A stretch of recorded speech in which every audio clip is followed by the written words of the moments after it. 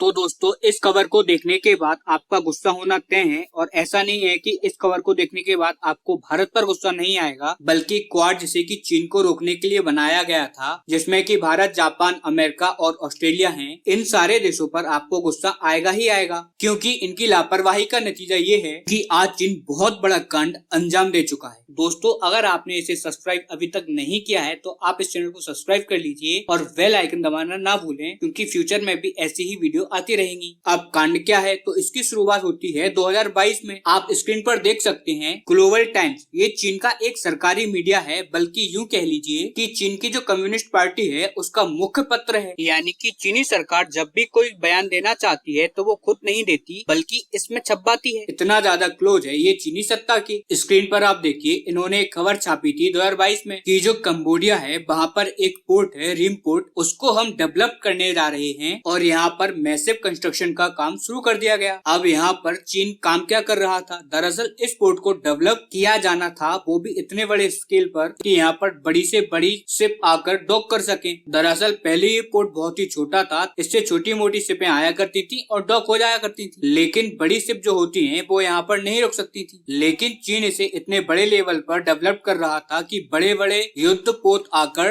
Dock हो सके। और चीन का ये प्रोजेक्ट जितने भी दक्षिणी चीन सागर के देश हैं, जैसे कि वियतनाम, फिलीपींस, इंडोनेशिया, इन सभी के लिए तो घातक था ही, क्योंकि ये जो रिम पोर्ट है ये इन सभी के बहुत ज्यादा नजदीक पड़ते हैं। लेकिन ये भारत के लिए भी डायरेक्ट चैलेंज था, क्योंकि इस पोर्ट की लोकेशन आप देखिए, ये भारत से बहुत ही ज्यादा क्लोज पड़ता है हमारे अंडमान आइलैंड्स के। आप स्क्रीन पर देख सकते हैं इस मैप में, ये बड़ी ही आसानी से यहाँ से हमारे अंडमान जो आइलैंड्स हैं उन पर नजर रख सकते हैं। अब मान लीजिए भारत और चीन में कोई कॉन्फ्लिक्ट हो जाता है लद्दाख में या फिर नॉर्थ ईस्ट में, तो यहाँ से वो बहुत ही आराम से, बहुत ही जल्दी अपनी सेना को हिंद महासागर में, स्पेशली अंडमान आइलैंड्स के पास में भेज सकता है, भारत को परेशान करने के लिए। जैसे साउथ चाइना सी में फिलीपींस को परेशान कर रहे हैं अपनी नौसेना के शिप भेजकर। वहाँ पर ये जो पेट्रोलिंग गार्ड्स होते हैं जो कि छोटी छोटी शिप लेकर आते हैं, उनको टक्कर मारते हैं अपने नौसैनिक युद्धपोत से। उन पर पानी की कैनन का उपयोग भी किया जाता है और ऐसे ही वो उन लोगों को परेशान करते हैं। अब ऐसे में ये लोग भारत की नौसेना को भी परेशान कर सकते हैं और हो सकता है कि छोटा मोटा कॉन्फ्लिक्ट भी हो जाए। कुल मिलाकर ये भारत के लिए भी एक बहुत बड़ा चैलेंज है, एक बहुत बड़ा खतरा है, क्योंकि अगर चाइना डायरेक्ट चाइना से भारत के लिए नौसेना भेजता है तो उसमें वक्त लगेगा कम से कम 2 से 3 दिनों का। ऐसे में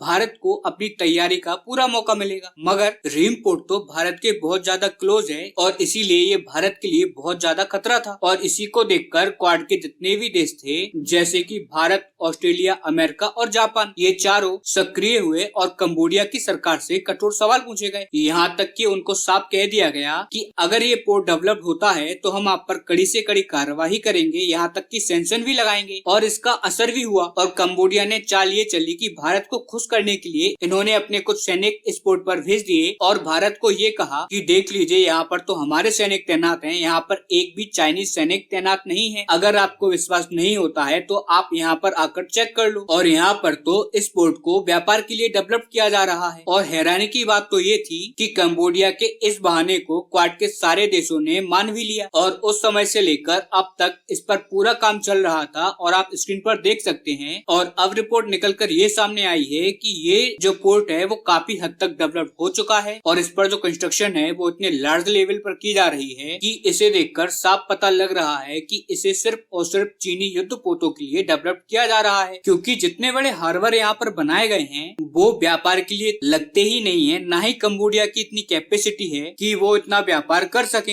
इसीलिए इस बात को कंफर्म तौर पर माना जा रहा है कि यहाँ पर चीनी युद्धपोत रुकेंगे। लेकिन पिछले 2 सालों में क्वाड सोया रहा। लगातार रिपोर्ट भी आती रही कि कंबोडिया झूठ बोल रहा है, लेकिन क्वाड ने कोई कार्रवाई नहीं की और इसी का परिणाम आपके सामने है। ये रिम का अड्डा तैयार हो चुका है चीनी सेना को होस्ट करने के लिए और भारत के साथ साथ दक्षिणी चीन सागर, यहाँ तक कि अमेरिका के लिए भी, क्योंकि अमेरिका का जो नौसेना अड्डा है वो फिलीपींस में भी है और जापान में भी है। इन सभी के लिए समस्या अब बढ़ चुकी है। सारे देशों को चीन ने कहीं ना कहीं अपने इस प्लान से फंसा तो दिया ही है।